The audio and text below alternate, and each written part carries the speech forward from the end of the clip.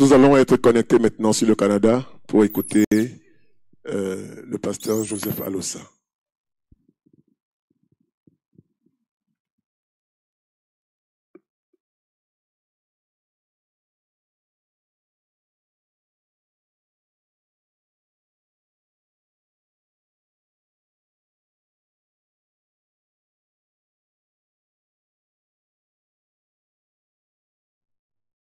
C'est toi qu'on entend, apôtre Alossa. Ah, d'accord.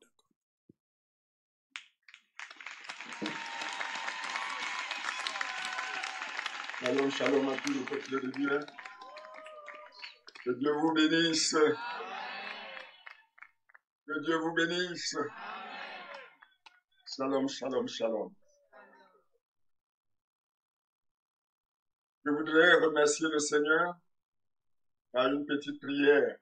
Si vous pouvez vous lever, s'il vous plaît.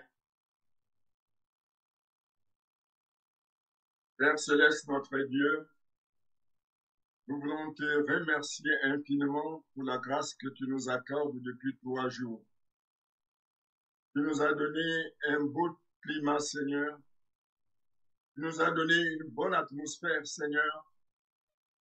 Tu as utilisé la technique, Seigneur, et tu as voulu que je puisse communier avec mes frères et sœurs, avec mes enfants qui sont rassemblés à Messamena. À toi soit la gloire, au nom de Jésus-Christ. Amen. Vous pouvez vous asseoir pour un instant, s'il vous plaît.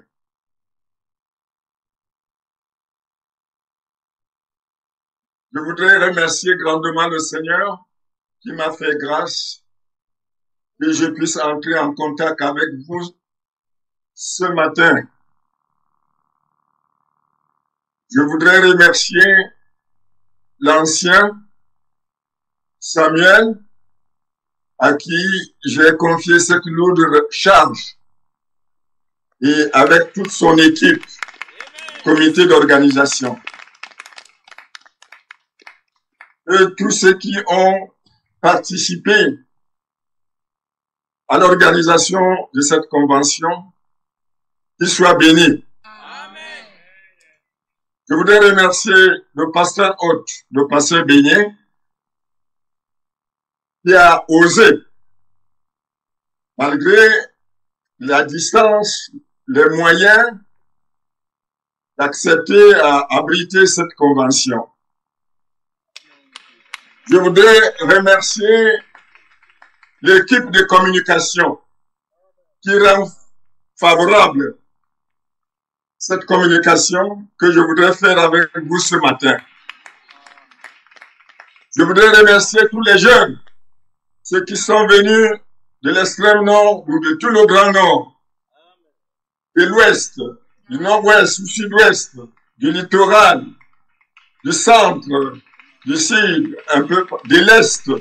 Que Dieu bénisse chacun de vous. Et si vous me le permettez,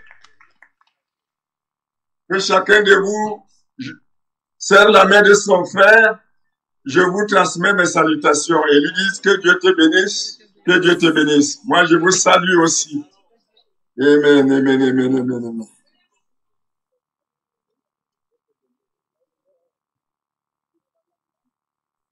Je ne manquerai pas de remercier les intervenants, les 3 intervenants qui ont brillamment apporté la parole de Dieu, enseigné les jeunes et encadré les jeunes, n'est-ce pas, dans le message du temps de la fin. Que Dieu les bénisse énormément. Amen. Nous sommes à la fin de la convention. Je n'ai pas beaucoup de temps. Je voudrais vous parler en peu de temps. Je nous invite de nous lever et nous allons lire dans Philippiens chapitre 2.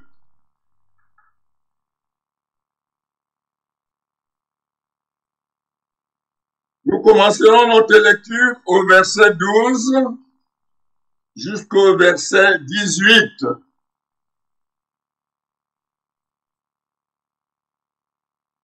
Et nous prendrons Proverbe 6, versets 6 à 11. Nous pouvons d'abord nous arrêter sur ces deux textes. Seigneur, bénis la lecture de ta parole. Bénis cette jeunesse qui est rassemblée et qui voudrait écouter le conseil de Dieu. Amen. Ouvre leur cœur, ouvre leur esprit. Ô Seigneur, mets-les à la disposition, Seigneur, de l'écoute de ta parole, afin que tu leur donnes la puissance de ton esprit pour que, Seigneur, en rentrant de cette convention, ils se mettent à l'œuvre. Seigneur, à toi soit la gloire, au nom de Jésus. Amen. Nous allons lire. Ainsi, mes bien-aimés, comme vous avez toujours obéi, travaillez à votre salut avec crainte et tremblement. Non seulement comme à ma présence, mais bien plus encore maintenant que je suis absent. Car c'est Dieu qui produit en vous le vouloir et le faire selon son bon plaisir. Faites toutes choses sans murmure ni hésitation, afin que vous soyez irréprochables et purs, les enfants de Dieu irrépréhensibles au milieu d'une génération perverse et corrompue, parmi laquelle vous brillez comme un flambeau dans le monde, portant la parole de vie, et je pourrais me glorifier au jour du Christ, de n'avoir pas couru en vain, ni travaillé en vain. Et même si je sers de libation pour le sacrifice, pour le service de votre foi, je m'en réjouis, et je me réjouis avec vous tous. Vous aussi, réjouissez-vous de même et réjouissez-vous avec moi. Job. Proverbe, excusez-moi. Proverbe 6, versets 6 à 11. Va vers la fourmi paresseux. Considère ses voies et deviens sage. Elle n'a ni chef, ni inspecteur, ni maître. Elle prépare en été sa nourriture. Elle amasse pendant la moisson de quoi manger. Paresseux, jusqu'à quand serais-tu couché? Quand te lèveras-tu de ton sommeil? Un peu de sommeil, un peu d'assoupissement, un peu croiser les mains pour dormir, et la pauvreté te surprendra comme un rôdeur et la disette comme un homme en armes. Que Dieu bénisse la lecture de sa parole. Vous pouvez vous asseoir.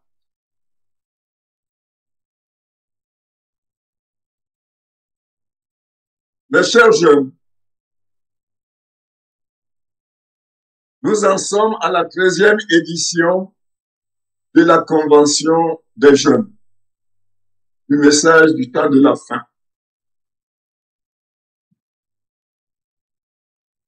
Nous vous donnons une grande place dans notre cœur. Nous sommes en train de partir. Nous voulons déjà vous voir à l'œuvre. Nous voulons déjà voir si notre travail a été fait d'une bonne manière, si notre travail a produit. Nous voulons déjà voir ce que le Seigneur fait avec vous et ce qu'il continuera de faire avec vous après nous. Alors, Je voudrais, en peu de temps, vous lire quelque chose du prophète. Dans le message de la vie, prêché le 10 juin 1957, paragraphe 36 et paragraphe 65. J'aurais pu prendre depuis le verset 34, le paragraphe 34, mais je raccourcis. Vous pouvez noter du paragraphe 34 à 36. Ici, le prophète parlait d'une fille qui était à l'université. Et elle a rencontré le Seigneur. Elle a abandonné les choses du monde. Alors, un jour, elle était en face d'un psychiatre. Le psychiatre, pour l'éprouver, lui demande, est-ce que tu as déjà fumé la cigarette? Elle lui dit, aucun doigt de cigarette, je n'ai fumé. Il lui pose la question, est-ce que tu as déjà bu du vin? Elle dit, aucun verre de vin, je n'ai bu. Il dit, oh, j'ai pitié de toi. C'est des choses bonnes pour toi que tu abandonnes. Et il a fini par dissuader cette jeune fille qui a laissé la voie du Seigneur. Alors, écoutez ce que le prophète dit. C'est parce qu'elle avait détourné sa pensée de Christ vers ce à quoi ce psychiatre était en train de diriger sa pensée. Vous savez, vous avez la pensée de Christ. Et s'il y a une autre pensée qui vient maintenant vous diriger, faites très attention. Le monde a sa pensée, mais Dieu a sa pensée. Autant les pensées de Dieu sont élevées au-dessus de nos pensées, les voix de Dieu aussi également sont élevées au-dessus de nos voix. En toute chose, cherchez à savoir quelle est la pensée de Dieu dans ce que je veux faire.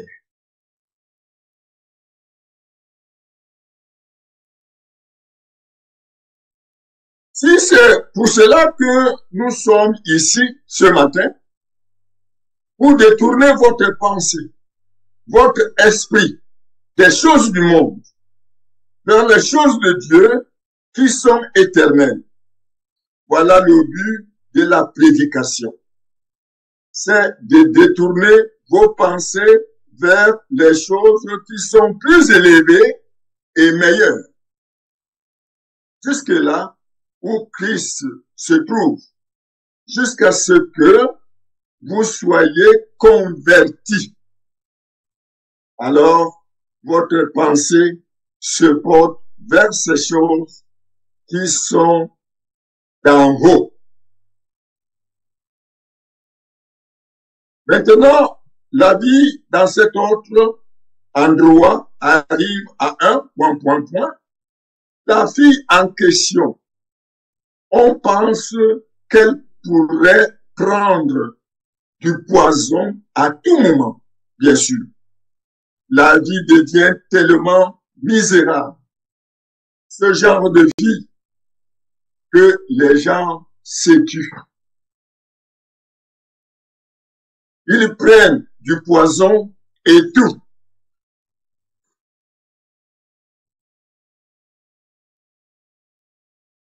Paragraphe 65.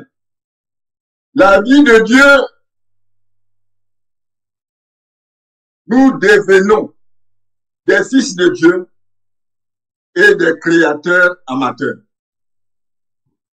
Aujourd'hui, on nous dit que Dieu créa. Mais renversons encore la chose pour dire, aujourd'hui, les jeunes peuvent créer. Vous pouvez créer. Je peux créer. Nous sommes des dieux amateurs. Alors, C'est nous qui créons notre propre vie. C'est nous qui créons notre propre avenir. C'est nous qui créons soit notre bonheur ou notre malheur. Et nous allons dire qu'on nous a maudits, alors que personne ne nous a maudits. Mais c'est nous qui avons créé la malédiction en nous, dans notre pensée. Alors, créez du positif dans vos pensées. Alléluia. Créez du positif dans votre pensée. Ne créez jamais du négatif dans votre pensée. Amen. Bien-aimé, et plus loin, le prophète dit ceci, vers la fin du paragraphe. Il dit, j'ai dit, tu vois, lorsque nous déclarons quelque chose, si quelque chose est annoncé en nous,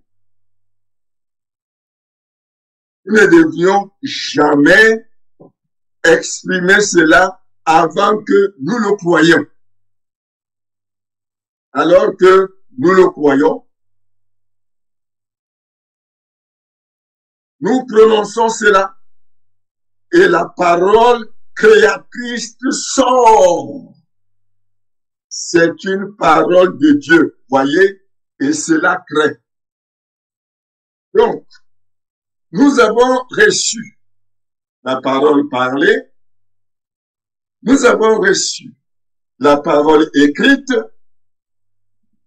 nous avons reçu la parole manifestée.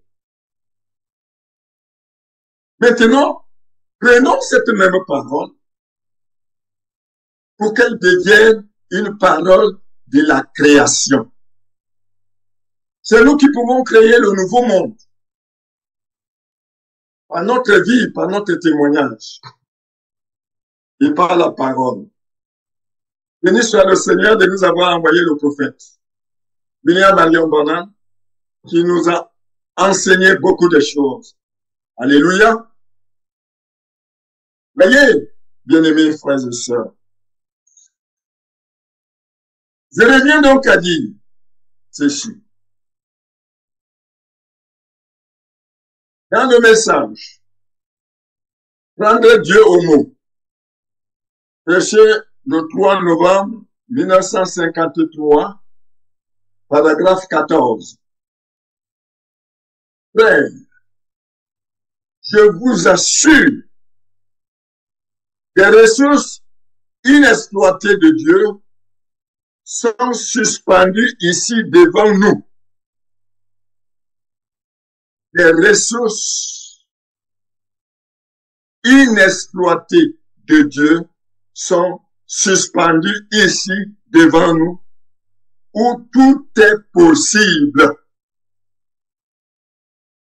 Rappelez-vous, nous parlons du challenge. C'est le thème de notre convention. Le challenge doit nous permettre de décrocher les choses qui sont inexploitées et qui sont encore suspendues là. Elles n'attendent que vous et moi pour les décrocher, pour les recevoir. Que Dieu vous bénisse, frères Jean.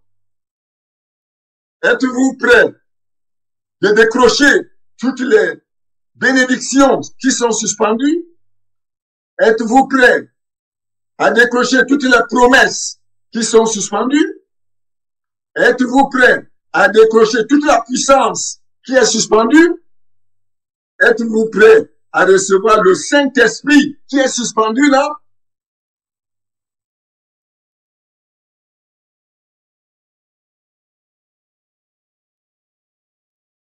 C'est une honte que les gens puissent continuer à regarder en arrière.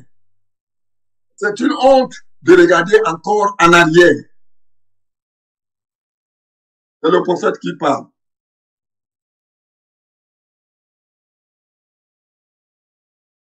Comme ceci, au lieu d'élever les yeux comme ceci, Jésus a dit dans Saint Matthieu 13, là où un semeur est sorti et a semé les semences, et où quelqu'un est venu derrière lui, un ennemi, et a semé de mauvaises herbes.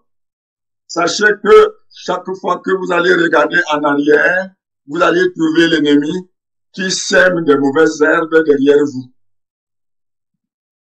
Nous devons faire très attention, jeunes gens. Les bénédictions sont suspendues. Les promesses sont suspendues.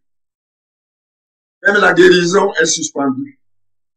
Même le travail est suspendu. Même le mariage est suspendu.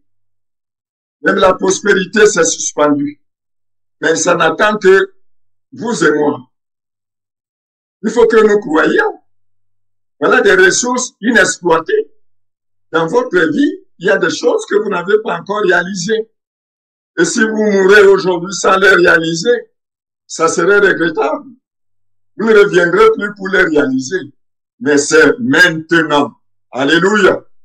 C'est maintenant que vous devez les réaliser. Maintenant, dans le message d'expectative, du 17 février 53, verset 10, paragraphe 10, le bonhomme dit, et dans l'entretemps, la vieille roue tourne longtemps. Ça doit arriver. Peu importe combien cela semble ne pas être clair, mais ça va se passer comme cela. Comme nous l'avons dit hier soir, une fois, on n'avait pas d'électricité. Mais un homme croyait que cela existait. Et il a continué à travailler sans se lasser pendant des heures et des heures jusqu'à ce qu'il a découvert ce qu'il en était. C'est la même chose pour la télévision, pour les automobiles et pour le reste. Dieu a mis toutes ces choses ici pour notre bien.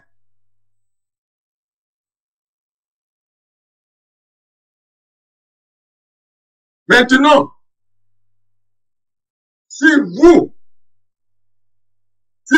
il dit, maintenant, nous qui connaissons le surnaturel, voilà, nous qui connaissons le surnaturel, nous pouvons tout simplement amener un homme, alors que l'homme est limité dans ses sens, mais l'homme, avec son esprit, est limité.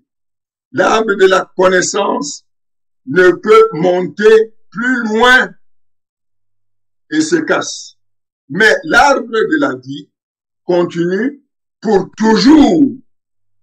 Et oh, bien, la science appuie l'homme avec ses 5 sens plus loin que nous l'avons pris avec son âme.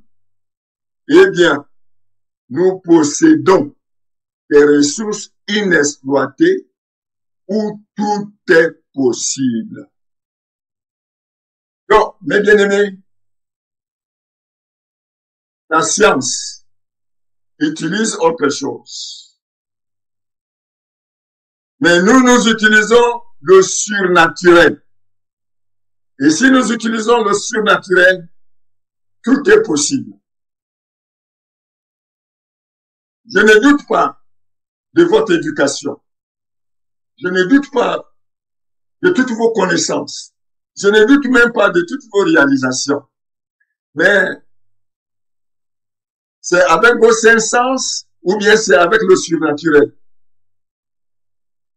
Même si vous avez toutes ces choses avec vos 5 sens, il vous faut absolument le surnaturel. Amen. Il vous faut le surnaturel. Vous avez le bac, vous avez la licence, vous avez le doctorat, vous avez l'argent, vous avez le travail et tout cela. Ce n'est pas le surnaturel.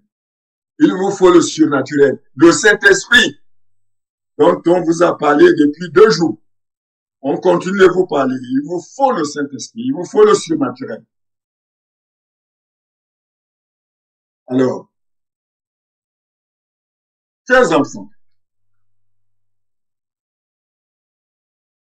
dans le message, Dieu commissionnant Moïse, du 8 mars 1953, paragraphe 14 et 15. Oh là là, tenez. Et il a fait.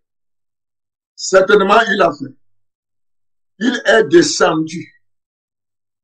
Et il a fait l'invasion comme Dieu était avec lui. Il a dit, qu'as-tu en main? Il a dit, une verge. Ce n'était pas grand-chose, mais c'était une verge. Eh bien, vous pouvez ne pas avoir grand-chose en main ce soir. Vous devez, eh bien, frère Branham, je ne peux même pas siffloter, ne parlons même pas de témoigner.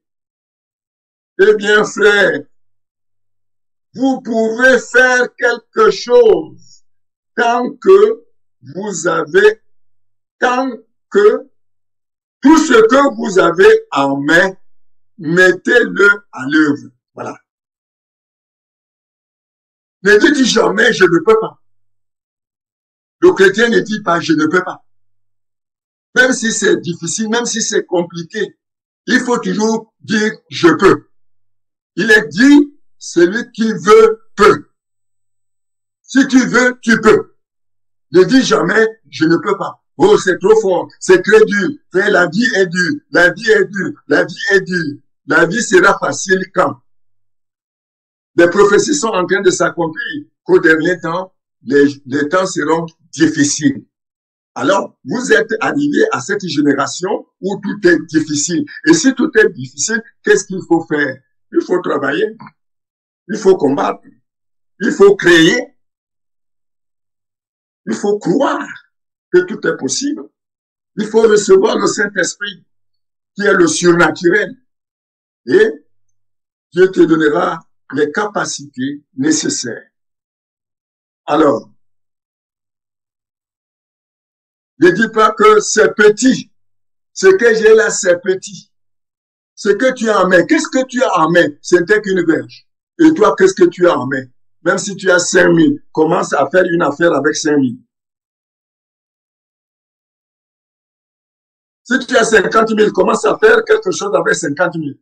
Si tu as 100 000, commence à faire quelque chose avec 100 000. Et tu vas voir ce qui va arriver. Ça va produire. Ça va produire. Ne méprisez jamais quelque chose. Mettez cela à l'œuvre. Mais il y a les gens qui ont eu le bac. Ils font quoi avec leur bac? C'est à la maison. Il y a les gens qui ont eu la licence. Ils font quoi avec leur licence? C'est dans la maison. Il y a les gens qui ont le doctorat. Ils ont ça. Ils ont fait quoi avec? C'est dans la maison. Est-ce qu'ils n'en ont pas eu? Mais pourquoi ça chôme à la maison? Vous croyez que le papier là va sortir et venir vous donner de l'argent? Mais c'est vous-même qui devez travailler, qui devez chercher. Jésus a dit, cherchez et vous trouverez. Frappez et l'on vous ouvrira, et demandez et l'on vous donnera. Que Dieu vous bénisse. Alors,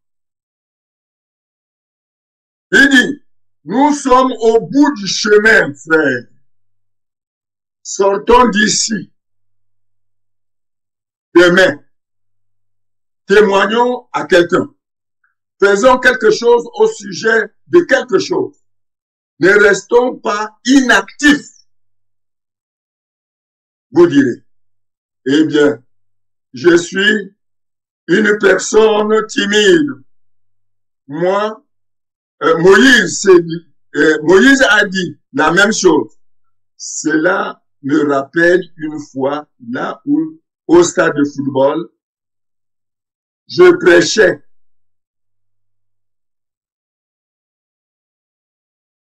J'étais en train de...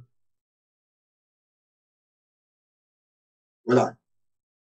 Ah, il était mentionné, ce n'est pas le poids du chien qui compte dans le combat. C'est la combativité du chien qui compte. Ne voyez pas le gabarit du chien ou parce qu'il aboie fort. Non. Ne voyez pas vos difficultés plus grandes que vous. Ne voyez pas vos impossibilités plus que vous. Comptez sur votre combativité. Soyez combatifs. Combattez, résistez. Jeunes gens, ne cherchez pas la facilité. Ne cherchez pas à voler. Ne cherchez pas à détourner. Voyez-vous. Vous pouvez ne pas être très grand, mais être d'une grande combativité. Vous devez y mettre tout ce que je déteste voir.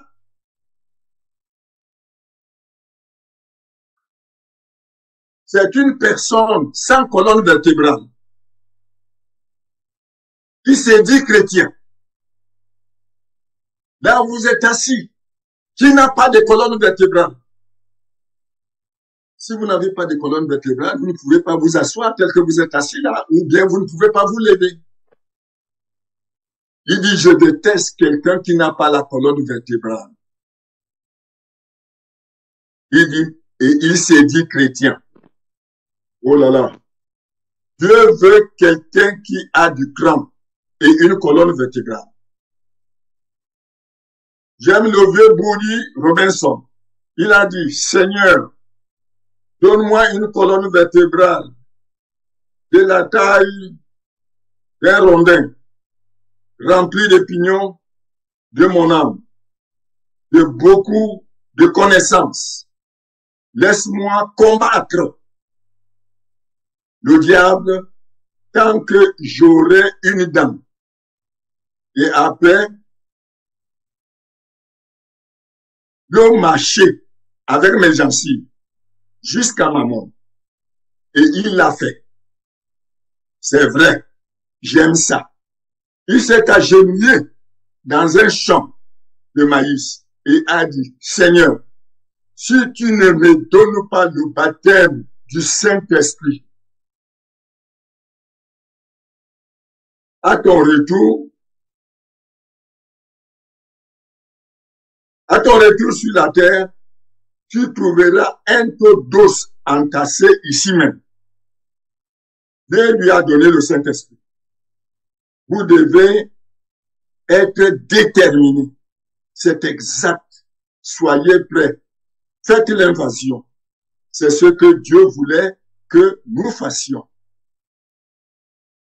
Ce soir, Dieu est toujours disposé à nous donner si nous sommes prêts à recevoir cela. C'est exact.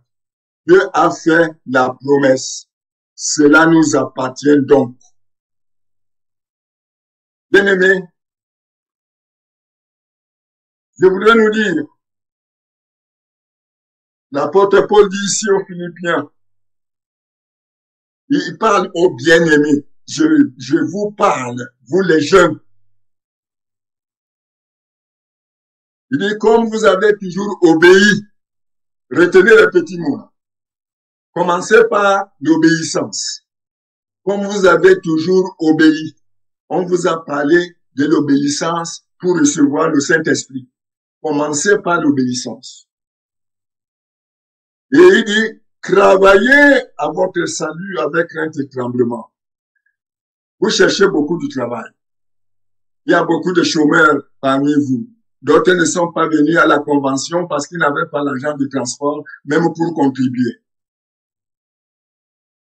Vous cherchez bien de l'argent. D'autres ont de l'argent. Mais ils ne travaillent pas pour leur salut. Où est le travail de l'âme? Où est le travail pour votre salut? Est-ce que vous pensez à votre salut ou vous pensez seulement à l'argent? Vous pensez seulement au travail? Vous pensez seulement au mariage? Vous pensez simplement peut-être aller en Europe, à l'Occident? Et votre âme, qu'est-ce que vous en faites? Vous faites quel travail? Combien parmi vous jeûnent? Combien parmi vous prient? Combien parmi vous se consacrent? Combien parmi vous gémissent? Combien parmi vous mes frères et mes sœurs, car c'est Dieu qui produit en vous. Donc, j'ai sauté, il dit, avec crainte et tremblement.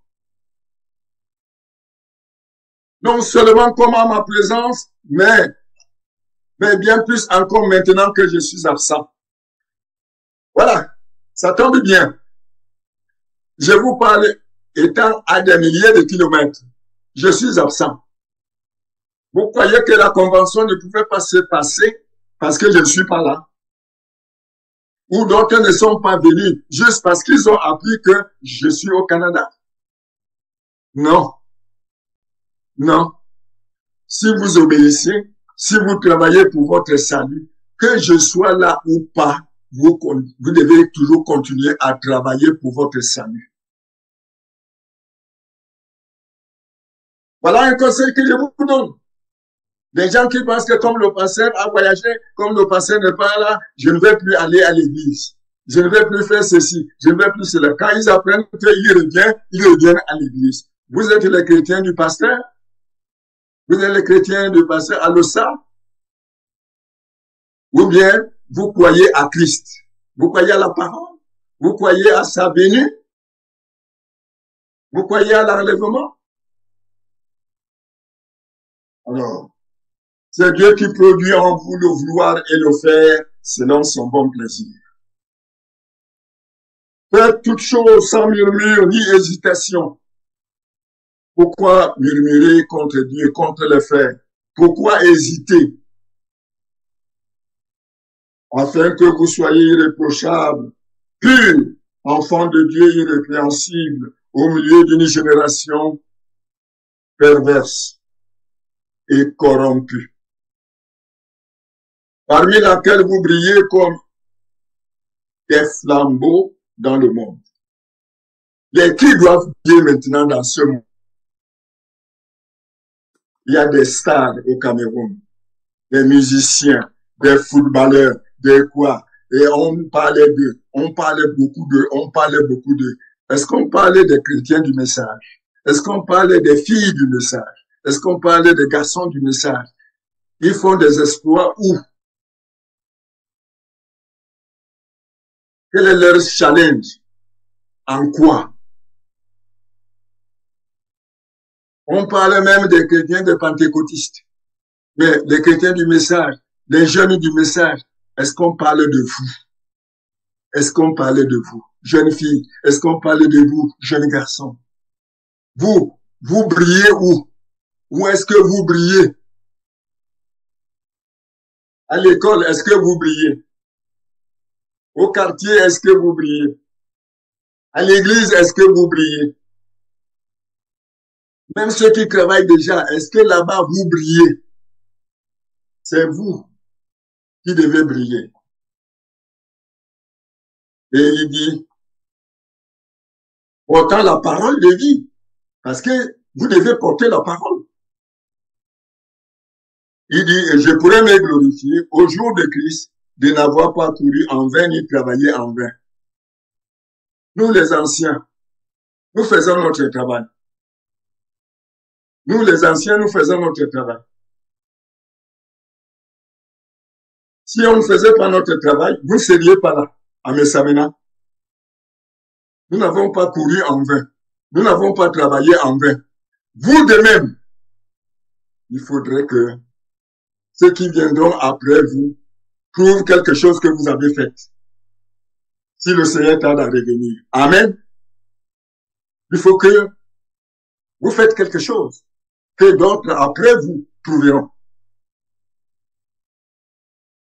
Il dit, même si je sers de libation pour le sacrifice et pour le service de votre foi, je m'en réjouis et je me réjouis avec vous tous.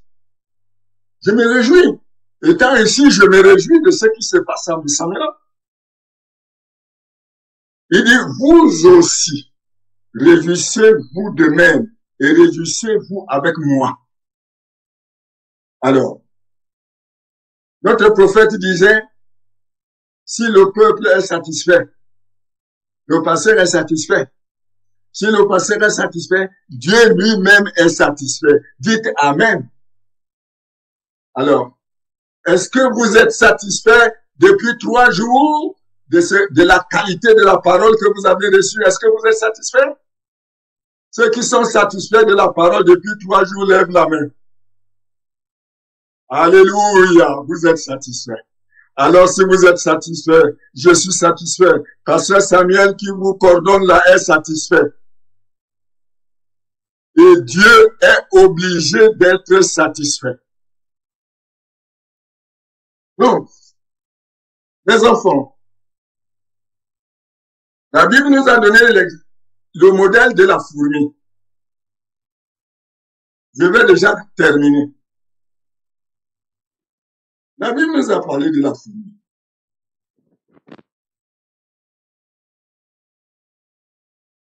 Va vers la fourmi.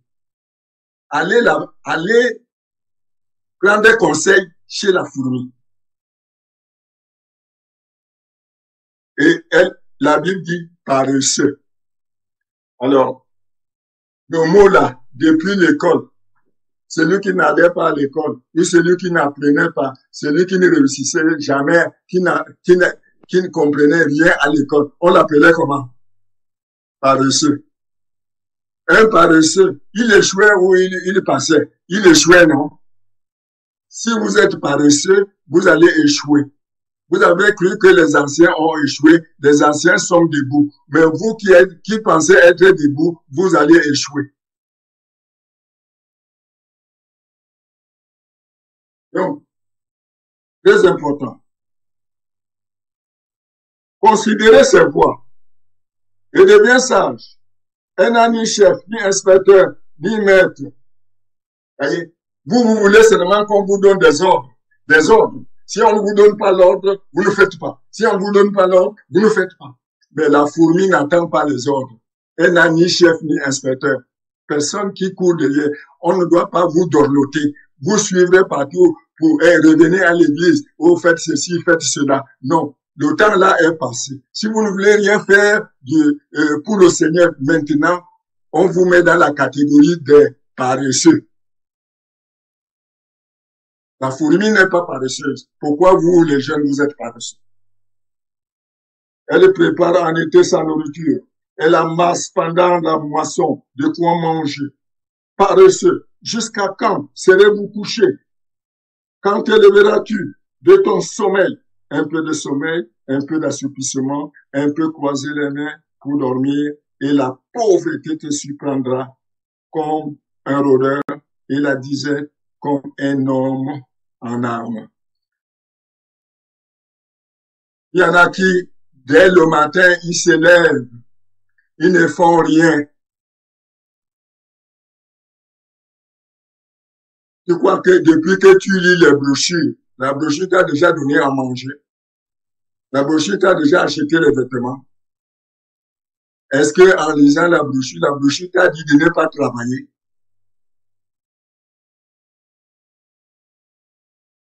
Écoutez-moi. Pourtant, vous avez quelque chose sous la main. Si vous n'avez pas de diplôme, soit ceux qui n'ont pas de diplôme parmi vous là, vous avez 2 mains, non? Vous avez 2 mains. Vous avez 2 pieds. Vous avez la force. Mais vous faites quoi avec vos 2 mains?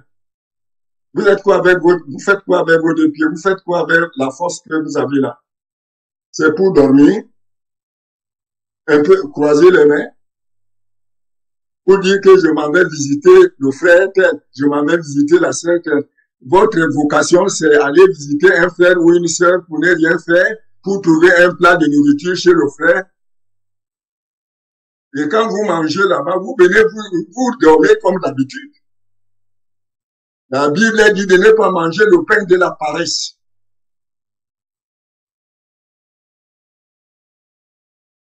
On veut voir le challenge que vous allez nous montrer maintenant. Le challenge contre la pauvreté. Intitulez ça comme ça. Le challenge contre la pauvreté. Le challenge contre la misère. Le challenge contre les soucis. Le challenge contre, n'est-ce pas, le stress.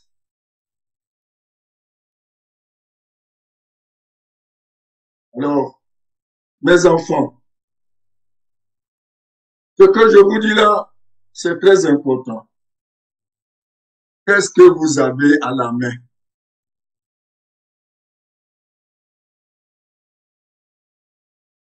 On devait déjà avoir parmi vous les gouverneurs, les préfets, les sous-préfets, les magistrats. Mais on n'a que autres, les ingénieurs et les professeurs. Les ingénieurs et les professeurs. Nos ingénieurs qui ont les diplômes là, ils ont déjà fait quoi? Ils ont déjà tracé une route quelque part? Ils ont déjà lancé un pont quelque part? C'est seulement le nom, le titre. Hein? Avant, on disait toujours, non, c'est les choses du monde, c'est les choses du monde, c'est les choses du monde. Quand vous partez faire votre carte d'identité, ce n'est pas la chose du monde. Quand vous partez signer votre papier, légaliser votre papier quelque part, ce n'est pas la chose du monde. Écoutez-moi bien.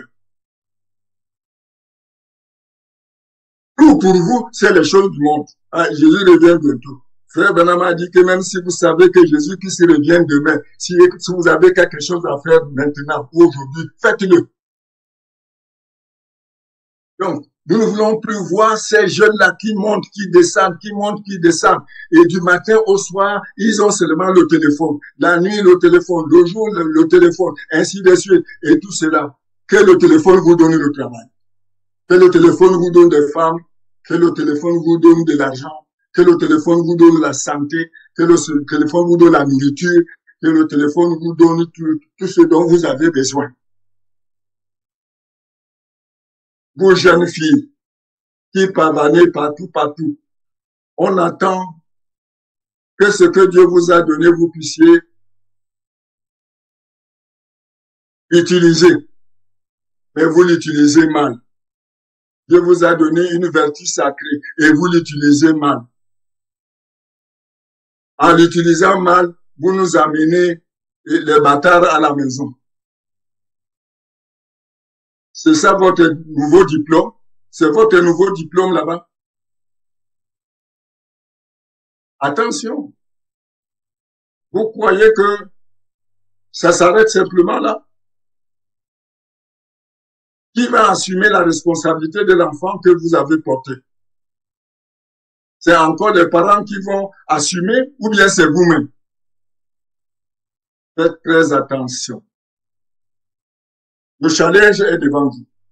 Que chacun dise, moi, à partir de cette convention, je ne serai plus ce que j'ai été.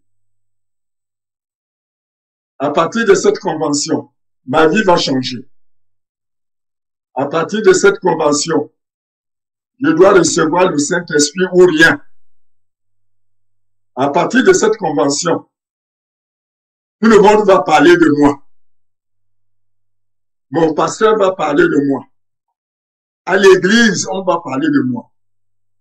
Dans ma famille, on va parler de moi. Là où je travaille, on va parler de moi. Dans mon quartier, on va parler de moi. Il y a un challenge. Il y a un challenge. Jeunes gens, avant de nous séparer,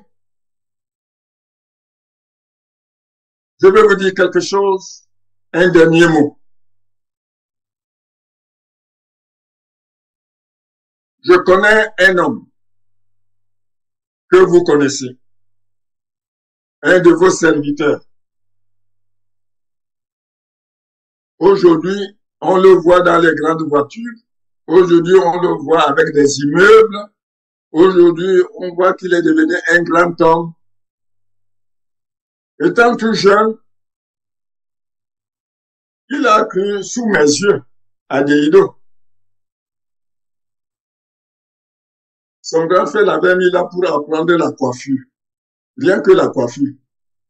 Un moment, ce n'était plus ça. Son grand frère vendait les carabotes et les piquets à Bepanda. Il a envoyé là-bas vendre les piquets et le carabote. Comme si cela n'a pas suffi. À un moment, le frère Mbé. Non, il y vit encore. Mbé. Il était décès. Il travaillait dans une société de marbrerie. On a demandé qu'il aille là-bas apprendre à faire le marbre. Il a commencé à apprendre à mettre le marbre, le revêtement du sol.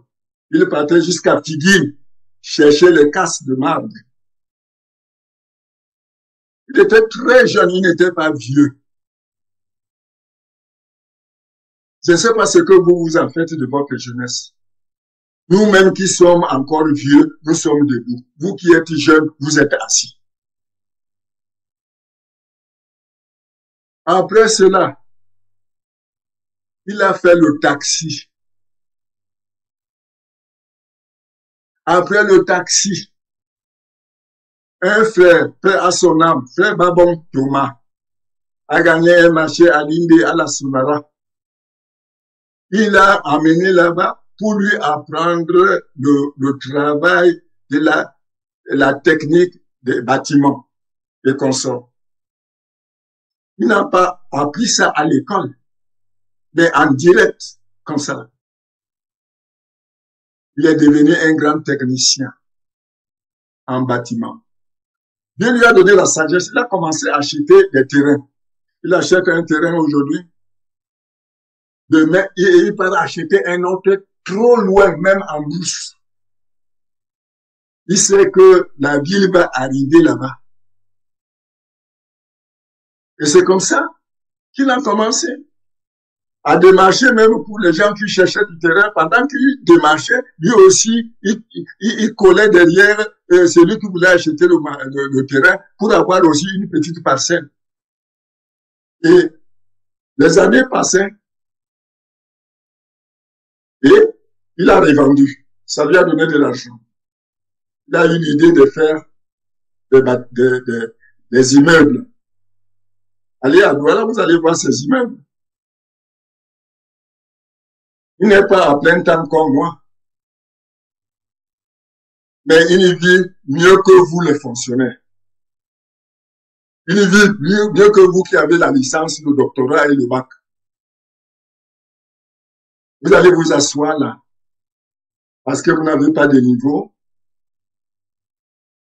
Vous croyez qu'il faut d'abord un niveau pour travailler, pour réussir dans la vie. C'est un challenge. La vie n'a que deux choses, le travail et le combat. Si vous ne travaillez pas, si vous ne combattez pas, vous n'allez rien avoir et vous n'allez pas réussir. Ceux qui comptaient seulement sur leurs parents, ce que papa a laissé, ce que papa a laissé, ce que papa a laissé. Papa n'a pas dit que c'était pour toi. Ça, c'était pour lui. Tu n'auras pas de valeur parce que tu n'as rien fait dedans. Tu n'as pas rien fait dedans. Tu n'auras pas de valeur. Donc, mes chers enfants, je vous aime bien, mais je vous dis quelque chose. Il y a des ressources qui sont encore inexploitées. Le prophète nous l'a dit. C'est suspendu là. C'est suspendu. Satan, qui va prendre? Qui va prendre? Est-ce que vous voulez prendre votre part ce soir ou ce matin? Parce que chez nous ici, c'est le matin. Si vous voulez prendre votre part maintenant, levez-vous.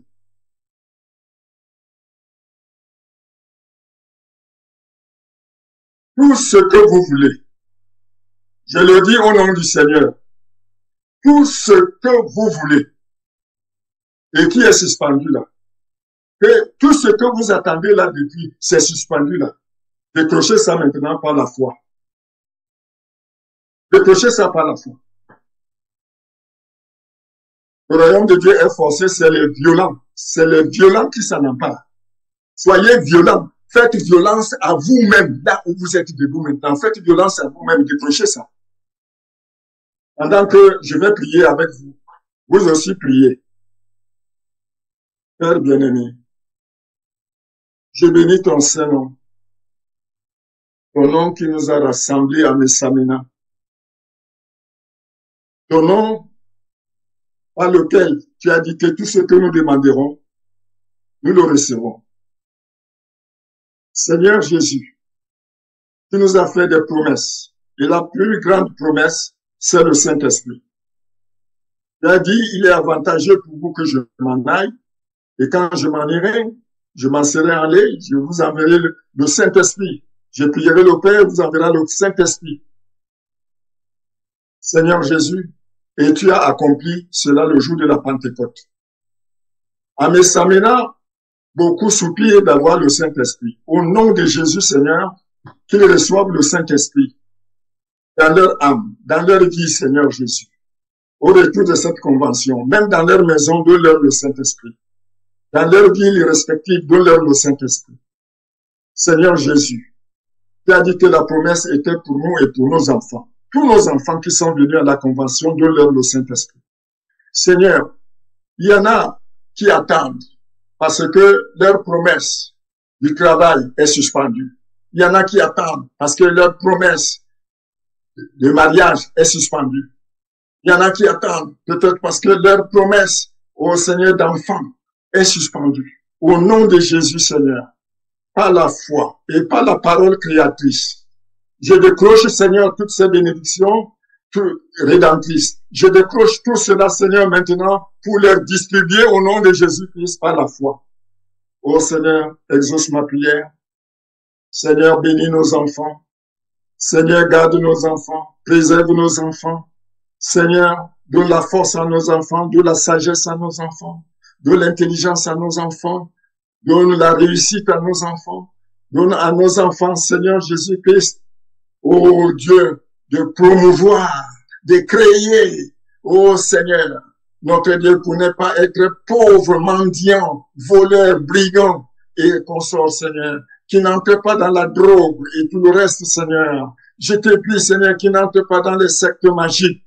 Ô Seigneur, que le surnaturel les accompagne et les protège. Au nom de Jésus-Christ, Seigneur, pendant que nous sommes debout, je vais demander à l'ancien Samuel également d'élever la voix pour que tous ces jeunes reçoivent la bénédiction des Pères.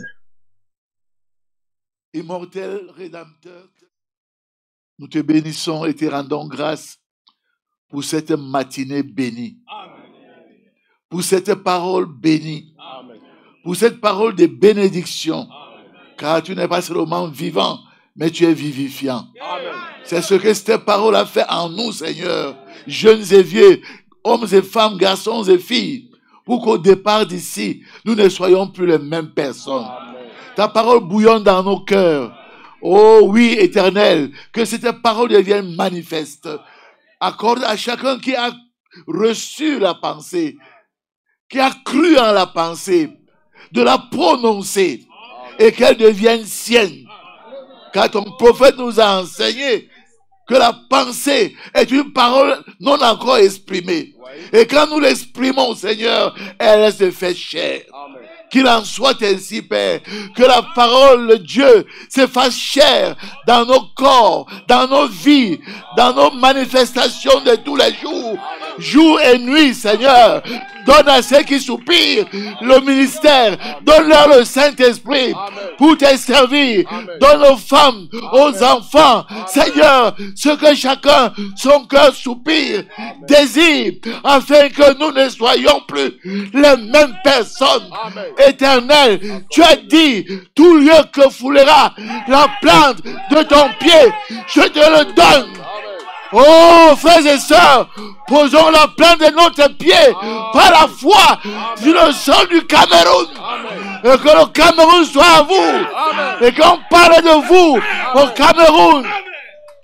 Au nom de Jésus-Christ, soyez comme les vaillants hommes de David. Oui, allez et conquérir tout le pays et au-delà même des frontières nationales. À toi la louange, Seigneur. À toi la gloire. À toi la bénédiction. À toi l'hommage. Oh Dieu, bénis notre patriarche, l'apôtre Joseph Alosa. Donne-lui encore des jours et de la force physique et spirituelle pour continuer.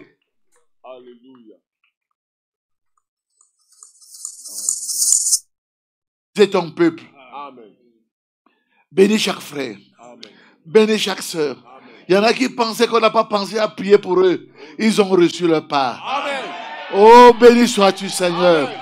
Nous te prions pour tous ceux qui sont ici présents, comme pour ceux qui sont au loin, qui n'ont pas pu venir. Car David avait dit, même portion pour ceux qui sont allés au front, même portion pour ceux qui sont restés près des bagages.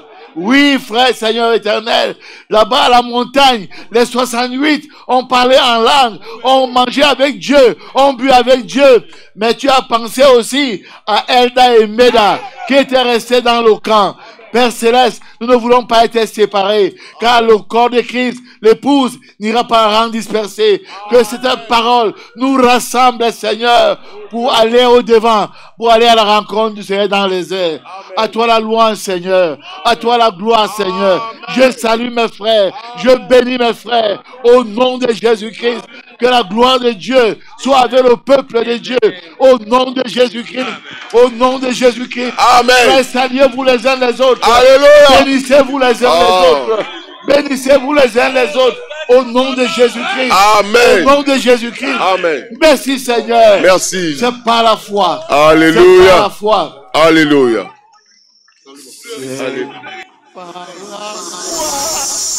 Je l'invisible. Ils se sont, béni sois-tu mon bien-aimé frère, à l'appel du Seigneur. Rien avec lui ne semble impossible, car sa promesse enflammait leur ardeur, brûlant, brûlant, brûlant nos âmes, flamme sacrée, et nous suivons les témoins d'autrefois. Environné de la grande nuée, les regards sur Jésus, chef de la foi. C'est par la foi, Seigneur, dominique, qu'ils ont enduré des épreuves sans fin. De la grande nuée, les regards sur Jésus, chef de la foi. Brûlant nos âmes, flamme sacrée, et nous suivons les témoins d'autrefois. Environnés de la grande nuée, les regards sur Jésus, chef de la foi, brûlant nos âmes, flamme sacrée, et nous suivons les témoins d'autrefois. Environnés de la grande nuée, les regards sur Jésus, chef de la foi. Acclamons pour la parole du Seigneur. Acclamons pour la parole du Seigneur. Oh, il est vivant.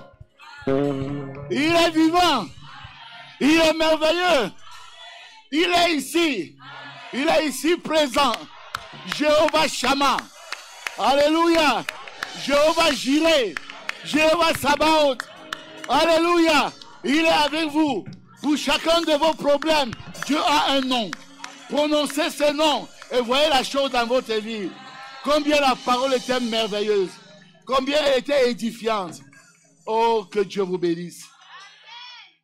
Abat la paresse. Abat la paresse. Abat l'amertume. Abat la fatigue. Abat l'iniquité. Abat le péché. Vive la justice. Vive la paix. Vive l'amour divin. Que Dieu soit béni. Et que cela descende en vous maintenant. Que cela descende en vous maintenant. Oh, l'apôtre l'a dit. Je le répète. Parce qu'il me l'a donné l'ordre de le répéter. Je le répète. Soyez bénis. Soyez bénis. Soyez bénis. Au nom de Jésus-Christ.